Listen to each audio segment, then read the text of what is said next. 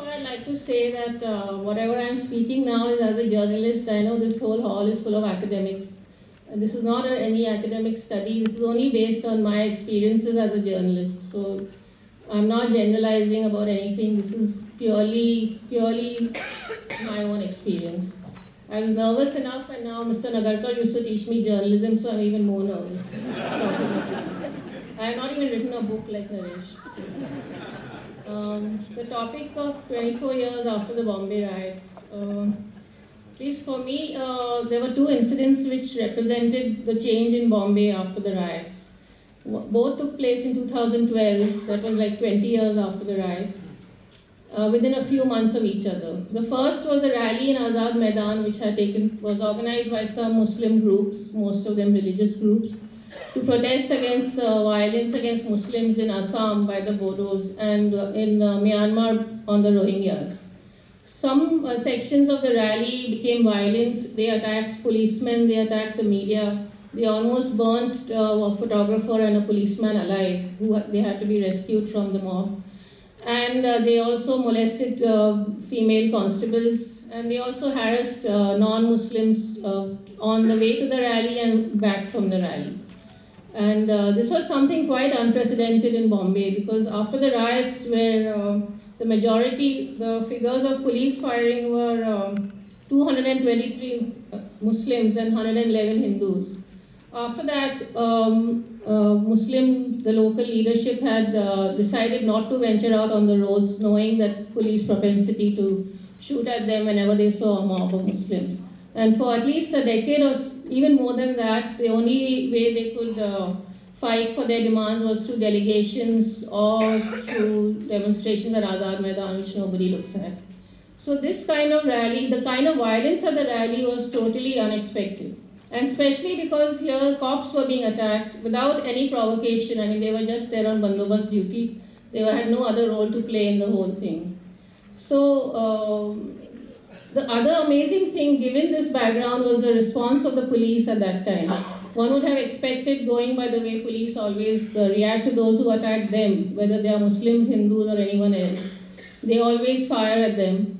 And given the fact that these are Muslims who are not the police's favorite community, one would have thought that they would have fired into the mob, and there would have been a terrible carnage over there, because the riots would have then spread.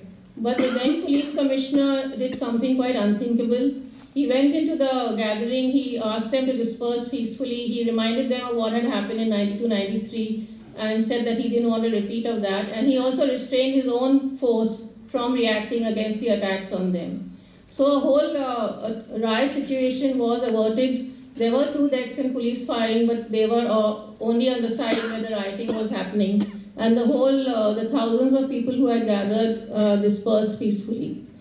And this act of the commissioner was so astounding and so unprecedented that for the first time in the history of Bombay, the organizers of the rally apologized for the violence, which has never happened. When any group has indulged in violence, nobody has ever apologized. And the whole community turned against the organizers for having called this rally without the capacity to control it.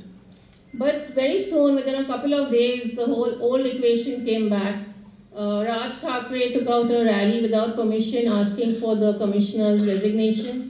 And within a couple of days, the commissioner was transferred to a punishment posting.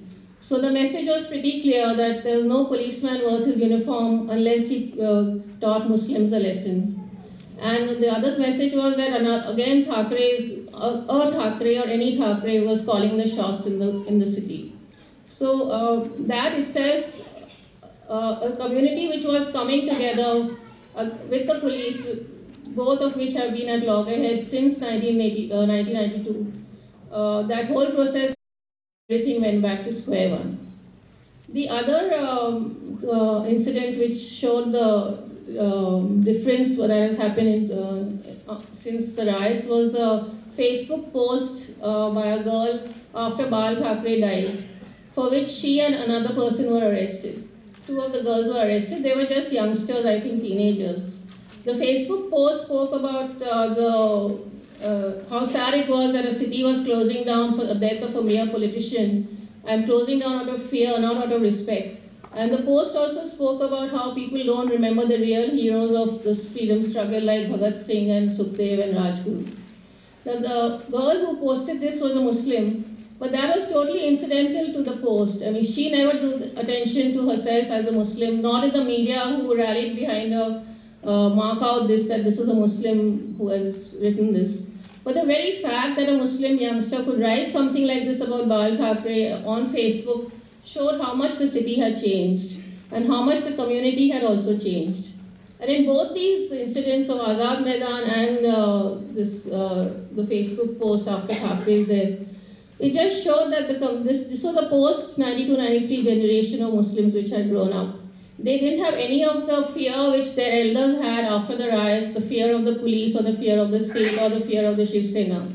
And they were like totally confident, and there was no trace of insecurity in what they did, whether it was rioting or whether it was posting on Facebook.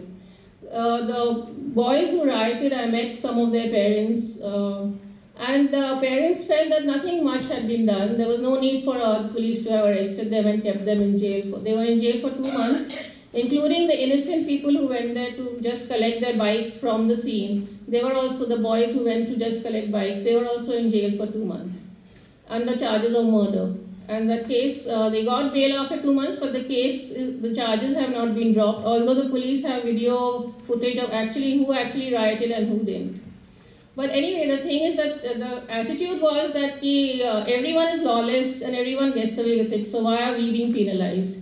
And when I argued that lawlessness is something else and attacking cops is something else, and the cops always react in a very violent way when they are attacked, they didn't seem to find the difference at all.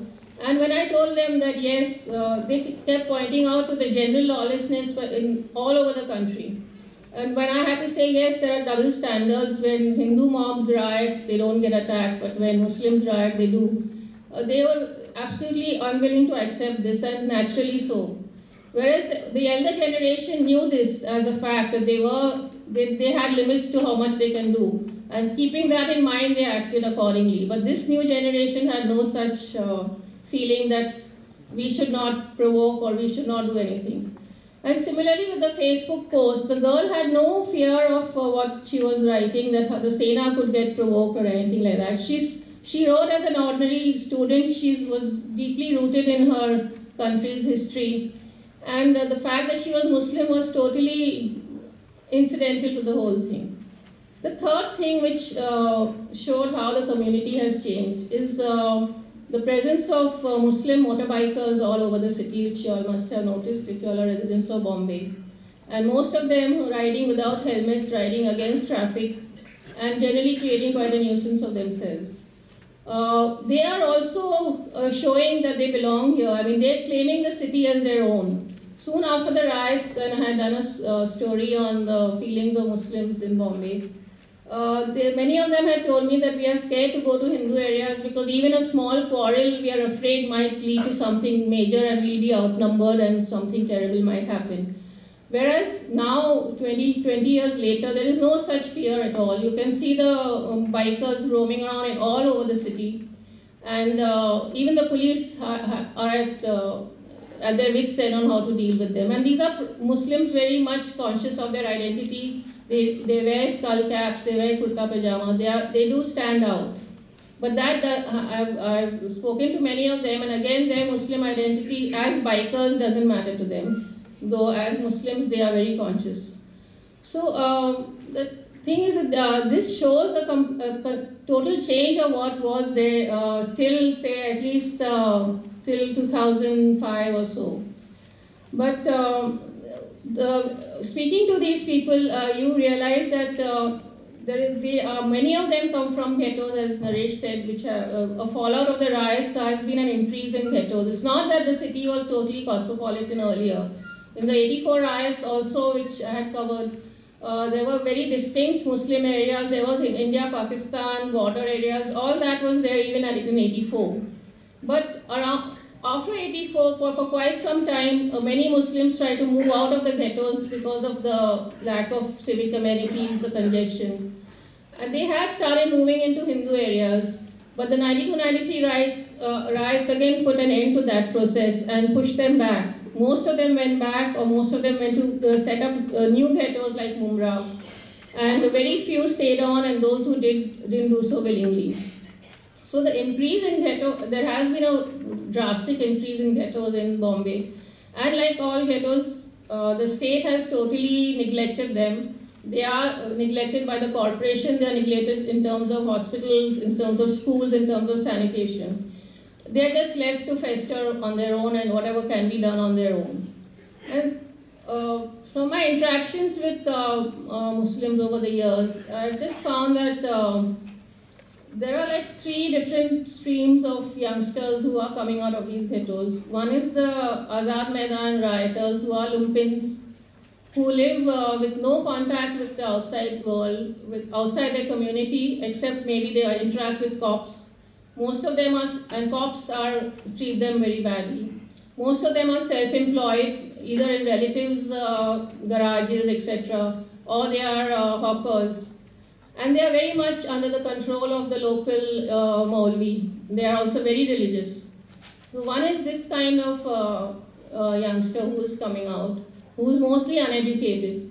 The other stream is those who have studied up to 10th or 12th standard and have had to drop out for certain, mainly economic reasons, but who are now employed in call centers and malls, given the kind of way Bombay is developing.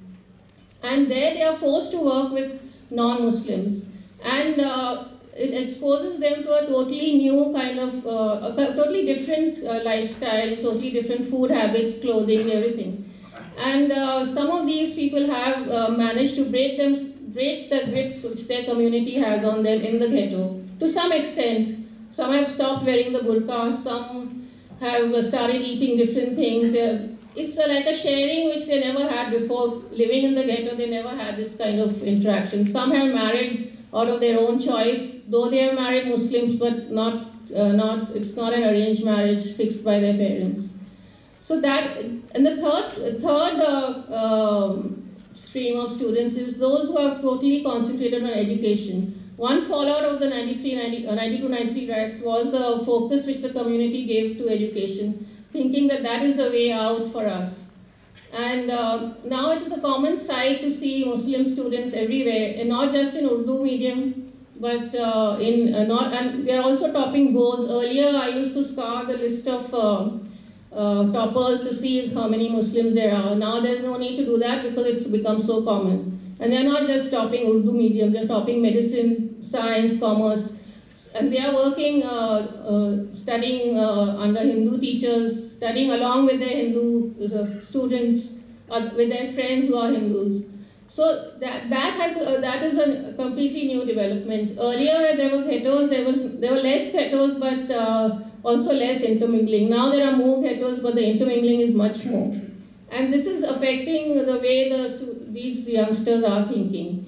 I mean, even riot victims who I met after 20 years, because we always remember riots for even 10 years and 20 years anniversaries are marked. So that time, many of the riot victims told me that my son has all Hindu friends and I'm scared for him, but he's not scared. Another victim's son works for a Hindu, and she said that I have to pray every morning when he goes and comes back, and I wish he would find a Muslim employer. So, but one thing remained among them is that they would not go and live in a Hindu area. Partly those who can afford to are not allowed to live in Hindu areas. But those who cannot afford to don't want to live in Hindu areas. They still don't feel safe, and they feel that if anything happens, we are safer over here.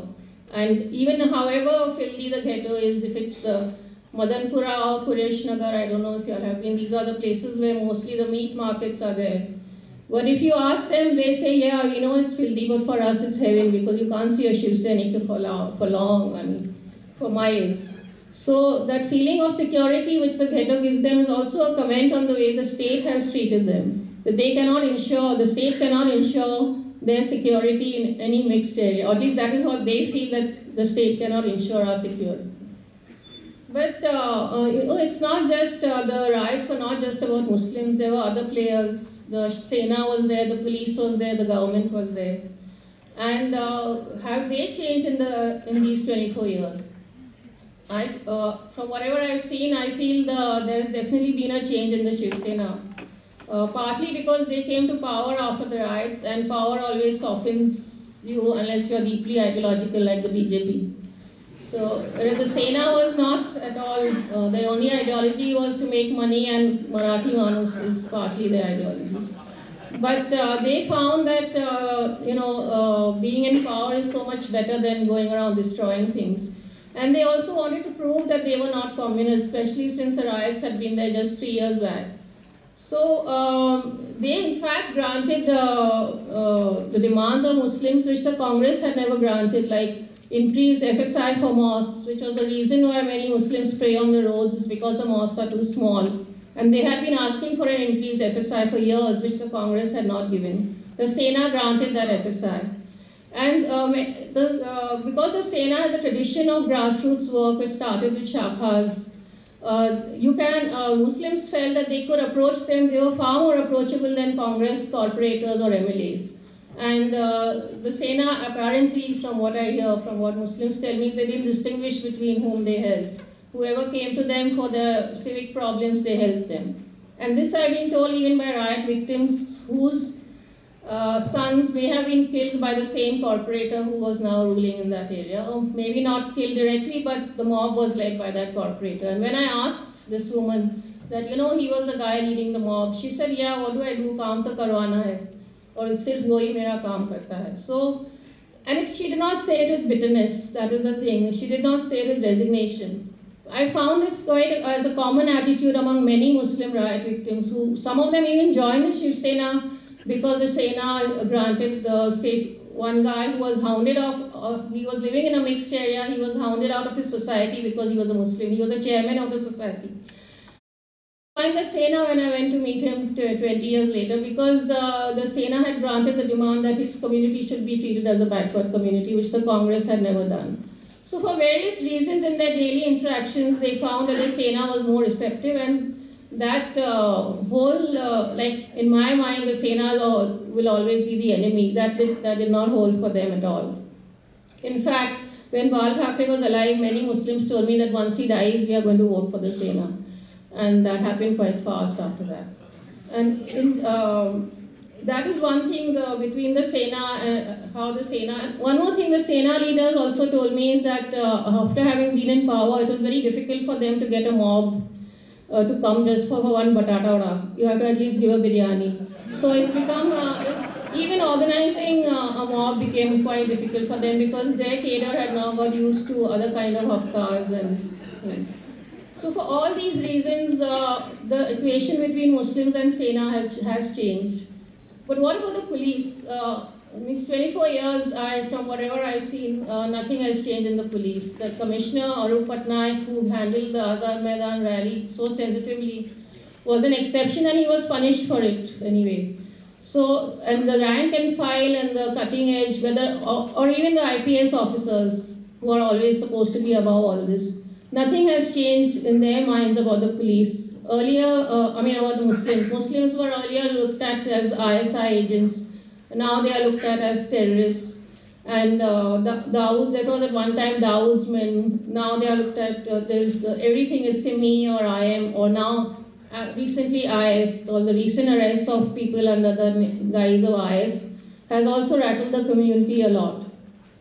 And even with the experiences which Muslims have in police lockups are just the same. They are told to go back to Pakistan, their beards are pulled and their religion is abused. I mean, everyone gets tortured in police lockup, but Muslims get it on religious grounds. So the relationship between police and Muslims hasn't changed at all. The only thing that has changed is that now the police deals with the brokers, you can call them, of the community. And also with the few Mohalla committees which are still functioning, which have been allowed to actually die out, but the few committees where they are functioning, it is a Mohalla committee member who negotiates with the police and does not allow them to come into the area because the hatred of the police is so strong among Muslim youth that it is seen as dangerous for for policemen to enter Muslim areas. I've been told of many instances where quite some shocking things have been done. But because the local leaders of the community negotiated with the police, They kept out of it, and the miscreant was quietly handed over or dealt with by the community itself. But this is a kind of brokering which goes on. It is not a relationship which the police has tried to build up with the community, which is also the reason why they never have any intelligence of anything that happens. I mean, the Azad Maidan riot surprised them. They still don't read the Urdu press. In fact, in 92-93, one cop said that on December 6th, he was wondering why Muslims are gathering at various places. So the state of intelligence is just the same because they don't trust the community and the community doesn't trust them. And also they are not held accountable at all. In fact, those who were indicted by Justice Sri Krishna for the riots were protected by the Congress government, Congress NCP government, and promoted and actually really shielded from the law, so that no policeman was ever punished for what happened. Even the CBI has shielded them. So what about the government? I mean, forget about the BJP government now, but Congress was in power for about 15 to 17 years. And their relationship with the Muslims was just the same, that where will they go without us, so we don't need to do anything for them. So it was it was a vote bank, only vote before elections, totally neglected, not just that the riot accused were not punished, but there were other things. The ghettos were neglected. There were no schools, new schools. If you wanted to set up a new Urdu school, you had to run around in circles. And Waqf land was encroached by Congress leaders. So the community was totally disillusioned with the Congress, is totally disillusioned with the Congress. And the Congress did not think it worthwhile to woo it back, except just before the election. 3 minutes, okay. So, what is the, one thing, this was, the result of this was seen in the 2014 elections, where the young Muslims and old Muslims surged towards the Aam Aadmi Party. They saw it, although the Aam Aadmi Party did not say anything about Muslims separately from others, but they were so thrilled that here was a party which didn't treat them as a vote bank. So this was a new generation which did not want to be treated as separate from other citizens. But unfortunately, Aam Aadmi Party could not make any headway. And in the assembly elections, the Sena BJP won 24% of the vote. For the first time, BJP won 13% of the vote of Muslims, I'm talking about. And that was because of the terrible tragedy that they felt that we had been totally disenfranchised, because Modi had come to power without the Muslim vote. So they felt that now that's the new mainstream, we have to join if you have to matter at all. So they, altogether 24% voted for the Sena and BJP, which was quite historic. But at the base level, seeing Modi's rule, 53% still voted for the Congress. So the Congress has no reason to change its attitude towards Muslims at all, because they're still getting their votes. Ultimately, the future of, as whatever I can see in this, is that there is a lot of hope, because there have been people who are working within ghettos on secular terms. For example, Jamaat-e-Islami has set up an organization called Movement for Peace and Justice, where the young, made up of youngsters, where they only focus on non-religious problems. They focus on malnutrition, on Food Security Act, on the health, on the problems of health, and they work with other non-Muslim organizations. Some of these youth are former members of SIMI. I knew them when they were in SIMI, and now they are doing this kind of work. And when you ask them, remind them of the olden days, they feel ashamed and embarrassed. And when I ask them when I need an input on something, and it's connected to the community, they say, don't you know we've stopped answering these questions. We only work on secular issues. We no longer work on religious issues. They are actually a mild version of Umar Khalid. They are very devout, but they do not want to work only on community problems. They want to bring their community in side by side with others who are working on basic issues. The other thing is also the growth of Muslim women's organizations in these 24 years. They are no longer a fringe now. If you go to Muslim areas, you will find organizations like the Bharatiya Muslim Mahila Andolan, where locals come to them quite openly without fear of what the Maulvi will say. And they are dispensing verdicts in personal law matters without bothering about what the Muslim Personal Law Board is saying. And there are also groups like Seher in Jogeshwari, which is also a Muslim ghetto, who organize educational programs and also Kabir festivals, where Muslims are exposed to this kind of culture, which is both Hindu and Muslim. So I feel this is a thing after 24 years, that this is a direction in which the community is moving. But there you cannot also deny that there is a very fanatical section within those ghettos, which, if not tackled, will be like, I mean, they are the ones in Azad Maidan, were many of them were members of the MNS, Raj Thakre's group, and they behaved like typical MNS fellows, and it was not surprising to them. It was not surprising what they did, considering what MNS does. It's just that they felt they had different standards of justice meted out to them. I think that about covers it. I can only say one thing more about the media and social media. Yeah, social media in these 24 years, or at least in the last 5 years, has played a phenomenal role among the community. The Azad Maidan riot was partly engineered by morphed images on the social media. And the Facebook post was all about social media. And that is a very powerful instrument within the community, both to connect them with atrocities happening in Muslims anywhere in India and abroad, and also to bring them in touch with other parallel developments which are happening. But right now, the focus is really on the community. From what I've seen is that their WhatsApp is full of atrocities happening against Muslims all over the country, and this is also being misused. Now, I'm not suggesting any solutions or anything like that, but all I'm saying is that a lot of changes have taken place, and for us to think that it is still a monolithic, stagnant community is totally wrong.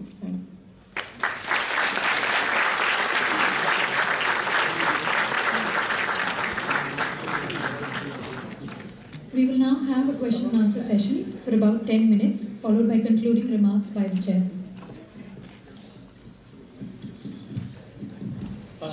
Whoever wants to ask questions, sort of. Thank you. Tapas has one mic in the front, Harshan has one at the rear, and Mochish at the left. Those who want to ask questions can please raise their hands. I'm sure that you have enough questions to last till day after tomorrow, but we will just stop at 10 minutes, and after that you could talk to both of them outside, okay? Okay, let's start.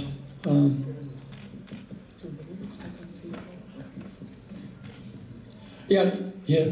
Ma'am, I have a question for you on the Muslim communities that inhabit ghettos in Mumbai. I'm a resident of Bombay myself, and I've lived here all my life. What I've observed is that, a lot of this pan-Islamism is essentially an alien factor to this particular part of India. In a sense, the original Muslims of Mumbai, the Konkani Muslims, for example, they are more integrated in the culture of this area in terms of linguistically, and the way they have their marriages and their customs, etc. From this, so how much contribution of this UP factor, the Deobandi factor, the Barelvi factor, has contributed to pan-Islamism, which their leaders, especially people like Abu Asim Azmi, he patronizes a lot of these Urdu newspapers and the articles that come in it. So how much does that play a part in their in this constant tussle that they have with the right-wing forces? Thank you.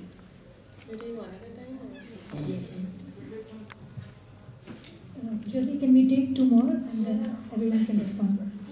Any other questions? Yeah. I have a question for Jyoti actually. She spoke about the post-riot situation in Bombay and described what had been happening among the Muslim community, very interesting, and whether the police had changed.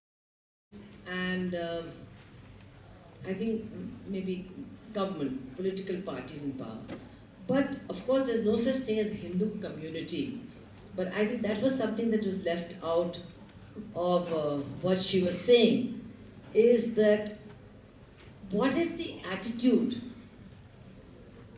of people who belong to the Hindu community, belonging to different classes, towards Muslims, and how this is being also impacted by not only events abroad, but to the whole what appears on television, what appears on television shows, and the growing intolerance and the kind of growing feeling, stereotyping, despite the fact that what you say is true, that in fact there are more and more streams within the Muslim community that are so evident and apparent. But the stereotyping of Muslims among non-Muslims is also very much increased, and this is also obviously having its own impact on the way Muslims are thinking, or the way in which fundamentalism is growing within the Muslim community. So I think that's a very important aspect that has somewhere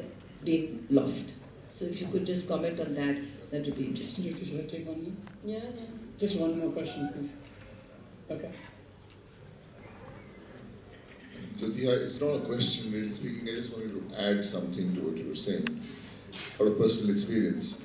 See, in 1990 and in 2005, these were the two times where I needed to look for a house for the family, a flat. And in 1990, I mean, I have a record of this, I saw 97 flats, okay, of which about, I think, 8 or so fit the budget and the requirements in terms of, quietness, etc.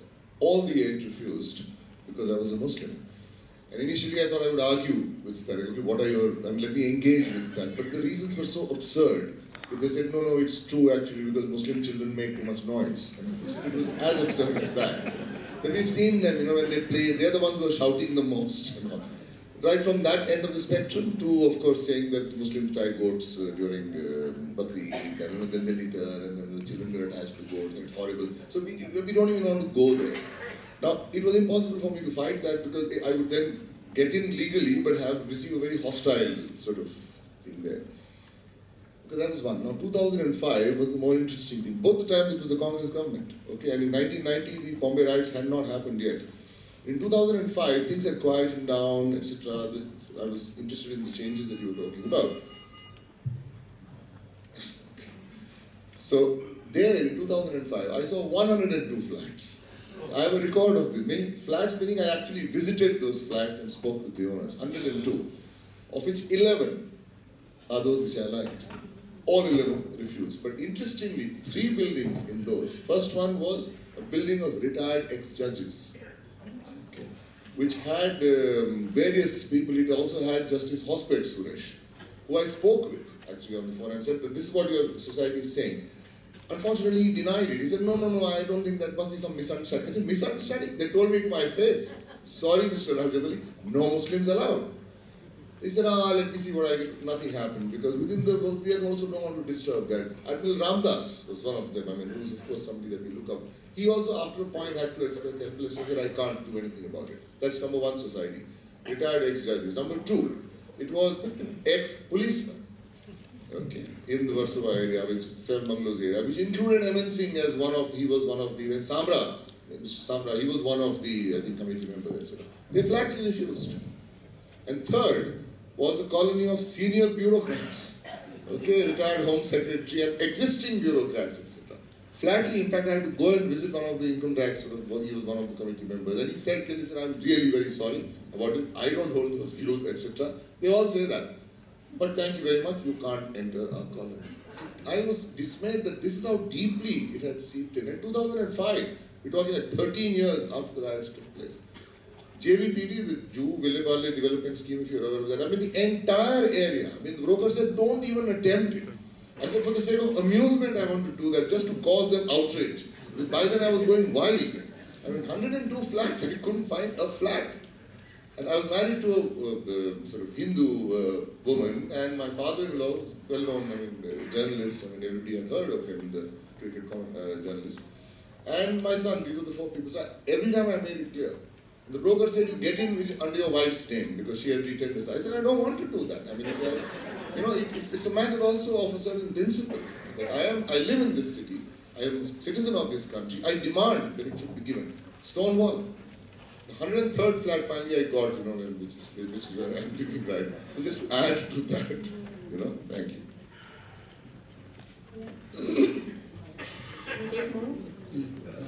Okay, the first question was about Pan-Islamism. Actually, there is a very strong division between Maharashtrian Muslims and UP Muslims, especially in Bombay.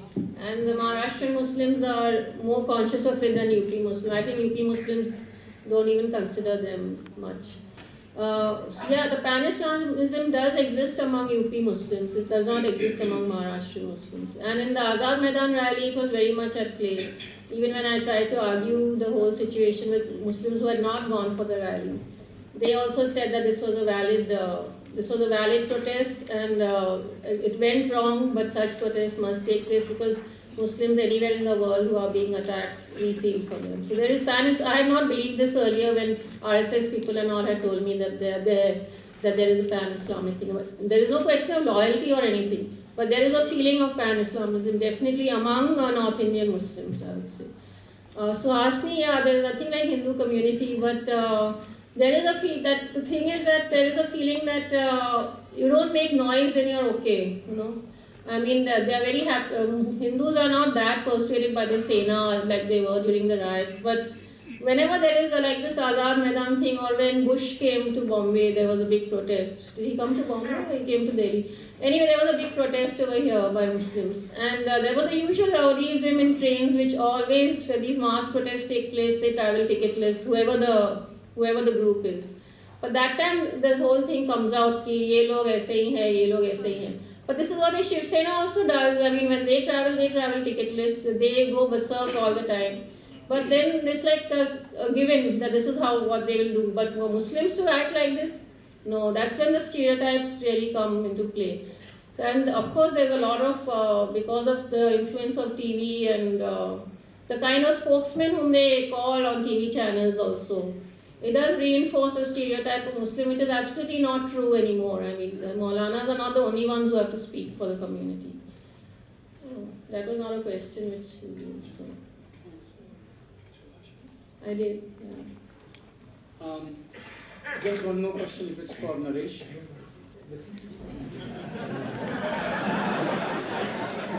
I just wanted to add something about, sort of turn your question on its head. It's you sort of work on the notion that Konkani Muslims are rooted and sort of but there's been the influence of North Indian culture and Hindus too. I mean, the Karwa Chauth and all of this sort of the Bollywoodization of everything. So I think it works both ways. Okay, it's my turn, and I'm going to be as brief as possible. This has been an education for me, at least. I don't know about the rest of you, but are we just going to be more knowledgeable and not look into our own hearts and see how much we are responsible for being accomplices to the prejudices? And this is a subject that I am deeply interested in, that we can no longer pass the buck. You and I are responsible for whatever happens in this country or anywhere else. So I hope we are going to do some very serious introspection. And thank you very much, and of course thanks to these two wonderful people.